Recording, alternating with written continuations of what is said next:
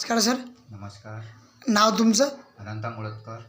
बरं. राहणं कुठे आहे तुमचं? माझा सध्या शिवरला. बरं. तुम्हाला त्रास काय होता सर? मला कमरेचा आणि पाठीचा त्रास होता. बरं. हा केव्हापासून त्रास होता हा? मला 15 दिवसा अगोदर. बरं.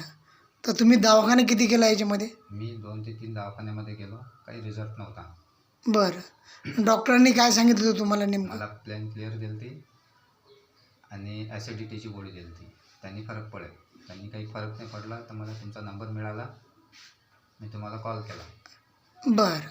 तर मग आपण 15 दिवस पहिले कुठलं औषध दिलं होतं? आर्थो. अच्छा. हे समर्थचं औषध दिलं तुम्हाला. बरं. याने काय फरक वाटला तुम्हाला नेमका? मला 100% फरक पडला. 100% फरक पडला. कितीच्या दिवशी फरक पडला तिसऱ्या तुम्हाला? दिवशी फरक पडला. मी 4थ्या दिवशी जॉबवर गेलो. बरं. तुम्हाला नेमका म्हणजे जॉब कुठे आहे तुमचा? मी MIDCला. बरं. तुमचं कशाचं काम आहे? माझं हार्डवर्किंग आहे थोडंसं. हार्डवर्किंग म्हणजे लोखंडाचं काम आहे? स्पेअर पार्टचं. स्पेअर पार्टचं.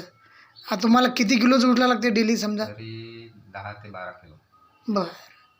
तर या औषधीने तुम्हाला 15 दिवसामध्ये फरक पडला. हो. तर याच्यामध्ये तुम्ही काय सांगू शकता जनतेला समजा? जनतेला म्हटलं हे कोणी पण घेतलं तर चांगली आहे. साईड इफेक्ट काहीच नाही.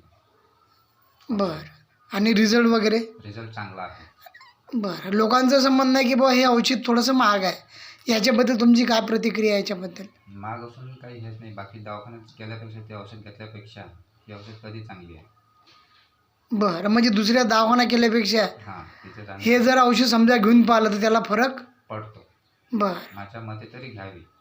बरं. धन्यवाद सर.